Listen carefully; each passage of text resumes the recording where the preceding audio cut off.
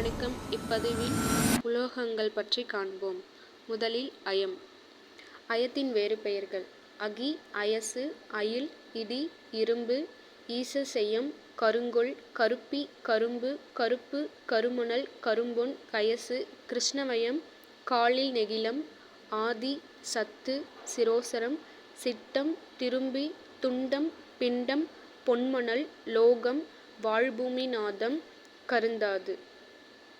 இது எல்லாமே அயத்தினுடைய வேறு பெயர்கள். அயம் எங்கெல்லாம் கிடைக்கும்னு பார்த்தோன்னா, எல்லா மலைகளிலும் நிலங்களிலும் கிடைக்கும். அநேகமாக கந்தகம் போன்ற இந்த பொருட்களோட கலப்புற்று தான் கிடைக்கும் அப்படின்னு சொல்கிறாங்க. அது மட்டும் இல்லாமல் தாது தாவர சீவ பொருட்களும் சிறிதளவு கலந்தும் இருக்கும் அப்படின்னு சொல்கிறாங்க.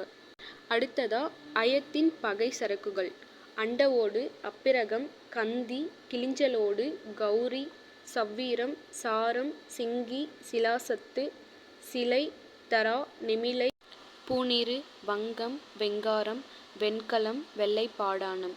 இவைகளெல்லாம் அயத்திற்கான பகைச்சரக்குகள்.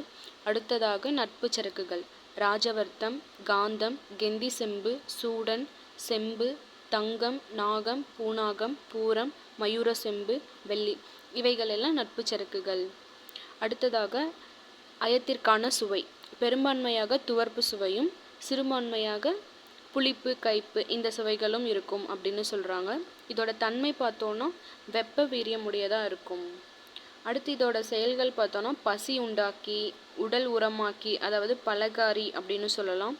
குருதி பெருக்கி, உடல் தேற்றி அப்படின்னா வியாத பேதகாரி அப்படின்னு சொல்லலாம்.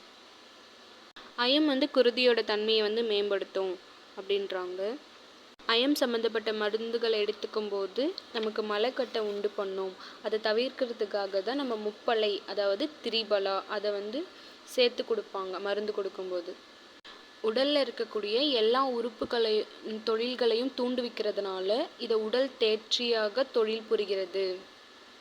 அடுத்ததாக பொதுகுணம்: பாண்டு, வெண்குண்டம், பருந்தூல நோய், சோபை, மாண்டிடச்சை, மந்தம், காமாலை, குன்மம், பூண்ட, பெருந்தாது நட்டமும் போம், பேதி பசியுண்டாங், கருந்தாது நட்டமிடுங்கால்.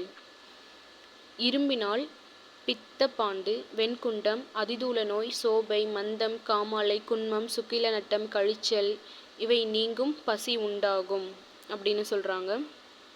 மற்றும் இளைத்தவர் இரும்பை உண்ண வேண்டும் அப்படிங்கிற ஒரு விதியும் சொல்கிறாங்க. அதுக்கேற்ற மாதிரி ஒரு பழமொழி சொல்லியிருக்காங்க: எய்ப்புடற்கிரும்பை யொன்பின். அதுதான் இந்த பழமொழி.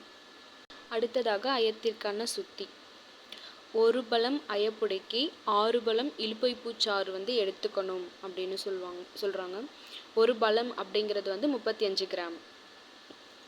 இப்போது ஒரு பலம் அயப்புடிக்கு 6 பலம் இலுப்பைப்பூச்சாறு விட்டு காலை முதல் மாலை வரைக்கும் வெயிலில் நம்ம வைக்கணும்.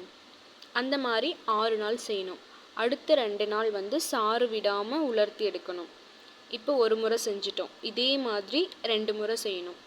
அந்த 2 முறை செஞ்சுட்டு அடுத்த 25ஆம் நாள் முதல் 10 நாட்கள் இடைவிடாமல் மேல் சொன்னபடி இலுப்பைப்பூச்சாறு விட்டு வெயிலில் உலர்த்தி எடுக்கணும்.